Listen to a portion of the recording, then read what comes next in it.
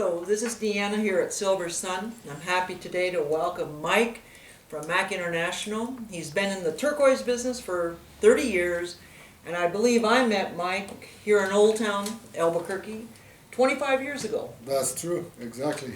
And I even have a piece of turquoise I bought from you then. Now, Mike, you've been associated with Sleeping Beauty Mine for a long time. Right. Since 79?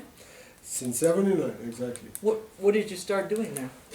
Well, actually, first time that I bought turquoise and sold, it was 79, 80 when I went to Kingman Turquoise.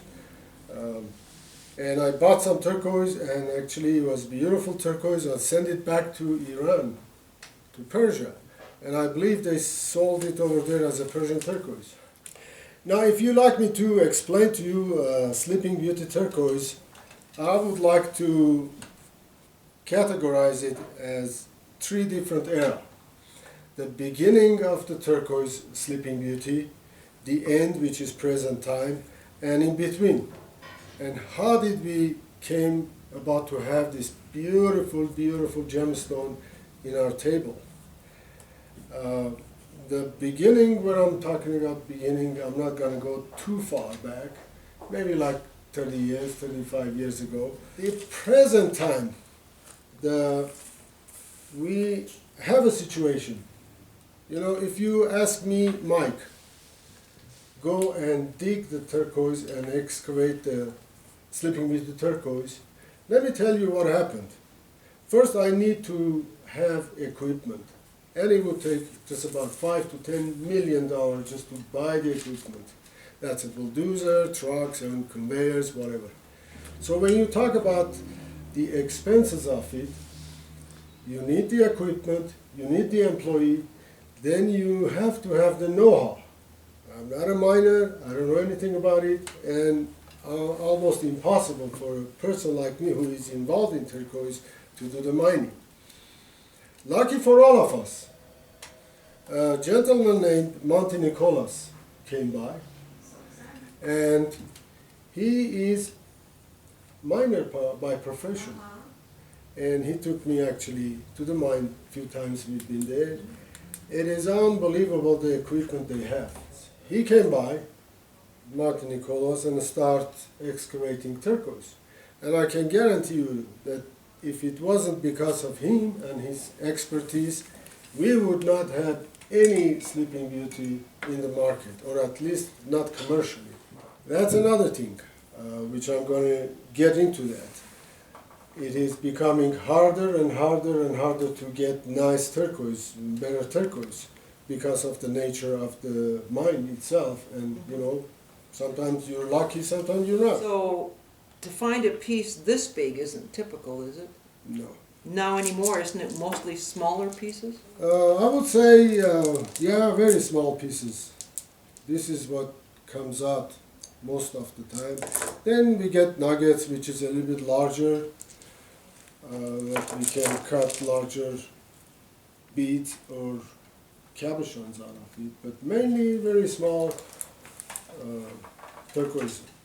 So this was the present time that I said, because of the miner that we have, and he is miner by profession, that's why we are able to get this turquoise to cut this nice gemstone. Let's go at the beginning. The beginning that I'm talking about 30 years ago, 25 years ago, a gentleman named Hardy was the one who promoted Sleeping Beauty turquoise.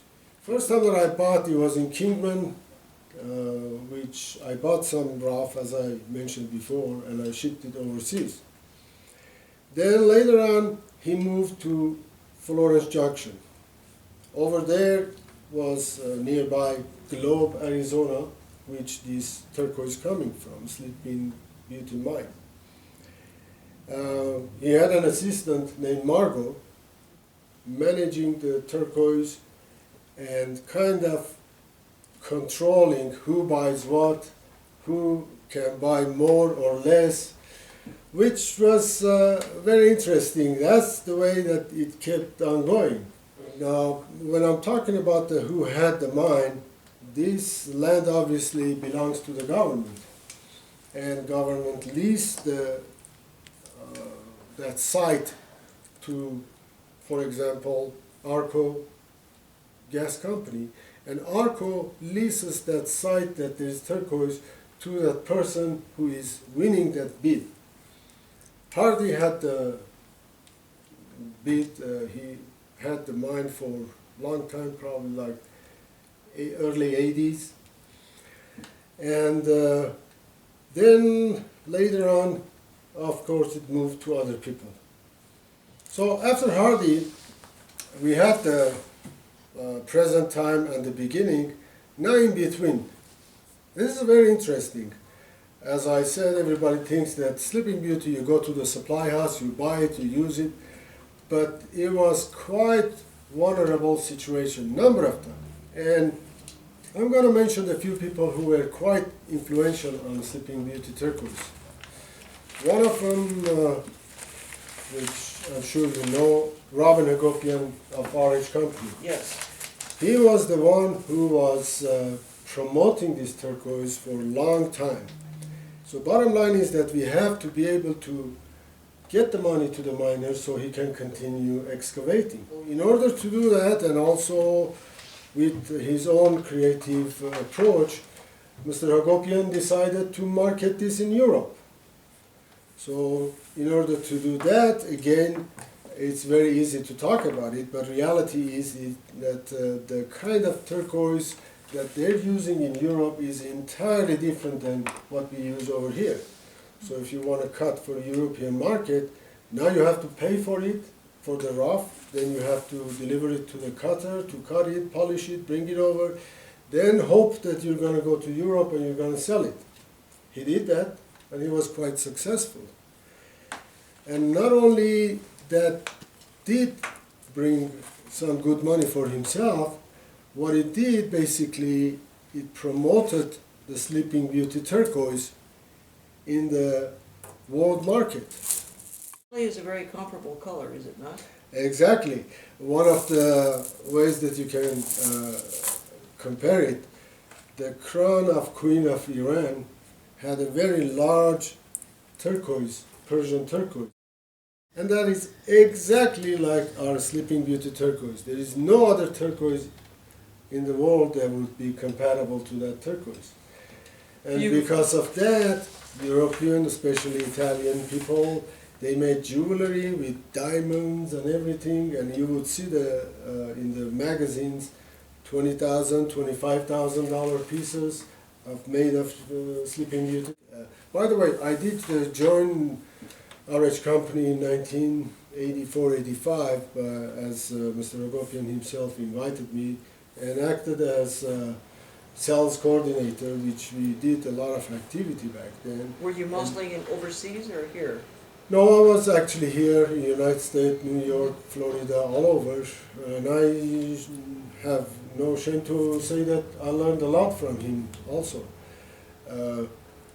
But another person who was quite influential, and I'd like to get into that, was a person named Sterling Faust.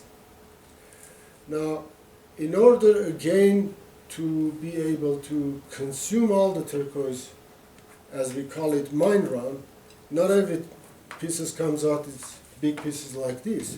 We get smaller pieces, we get nuggets, we get flats.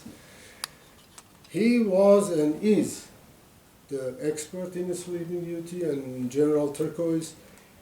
And number of time, I remember in 80s that we used to sit down together, and he would explain that if we cut the skin, which is harder material, we can make a nice cap that if you put shoe polish or whatever in it, we can call it a Sleeping Beauty matrix turquoise. And from the inside, we can cut a nice 10 millimeter, 20 millimeter, whatever, cabochon or beads out of it. And he was very, very influential for keeping this turquoise going. And one other thing that happened, which was a big revolution, I think in 1985, we had a gentleman who was a chemist and inventor by profession named Zachary. He came up with a treatment which basically he was treating turquoise by turquoise with electrical, whatever he was doing. I have no knowledge of it exactly. I never asked how they do it.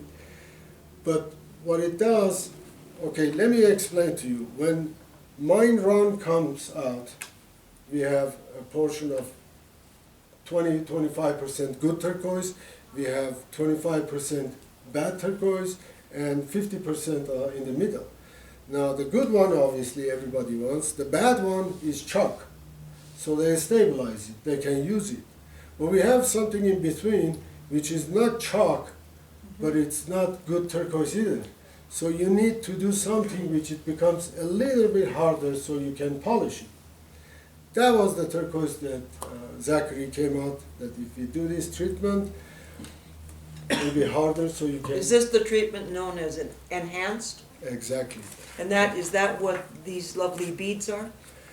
Or are some of them natural too? Actually, quite honestly, this one is enhanced.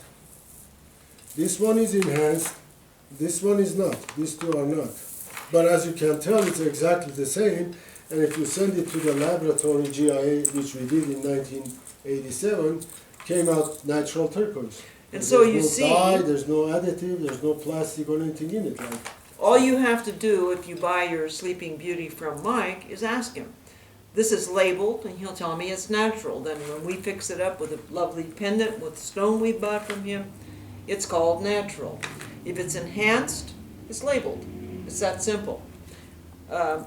Is it true the natural tends to be more expensive or not? no, not really. Okay. Actually, in order to enhance it, you have to pay for it, and it's not cheap. Sometimes it costs more to pay for enhancement than the turquoise rough itself. And then you know it's not going to change. Is that correct? Not, I have seen in the past 10, 15 years, I have seen a few pieces that change the color. In enhanced. In enhanced, yes. Right. But the natural turquoise, again, has the tendency of changing color Do itself. you know if all the Zuni needlepoint and petty point, is that natural or, it has to be natural, doesn't it? Oh Or is it yes, but you know, when you're talking very small piece, it makes a big difference than when you cut a big cabochon like Right. this. Half of it becomes green, the other half is blue.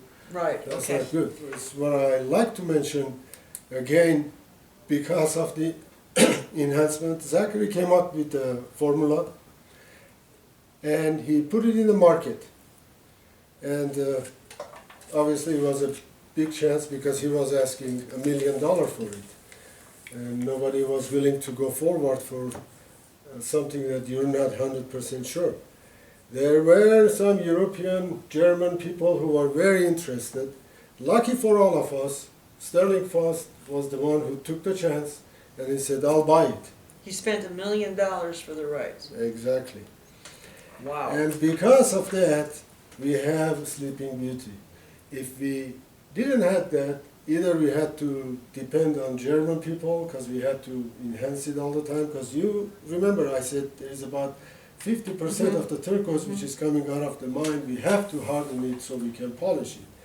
So I would say definitely that if it wasn't because of his action, we wouldn't be able to have Sleeping Beauty in the market at the moment. Well, thank you, Sterling Faust. You said- Mike, I have one question. I have two things I think we need, that I would really like to know, and I'm not certain that it's possible to answer it. But do you think Sleeping Beauty has produced more turquoise than any other American mine? Or would Kingman be the Honestly, you have to ask again somebody who is more expert on. I'm very knowledgeable in Sleeping Beauty, but other turquoises I'm not so. It seems to me there's a lot more Sleeping Beauty available. And that a good part of it, if half of it's going to Europe or Well, China or wherever. Deanna, as I explained, the influential people who were backing this turquoise, that's the only reason that this is marketed so well and it's in the market. Very good point. If you didn't have those backing, I guarantee you that it would have been like Morenci turquoise or number 8. Well, we can at Yeah. least say that it's readily available, and it's certainly been well marketed by several different people, including yourself. Yes, So, why not?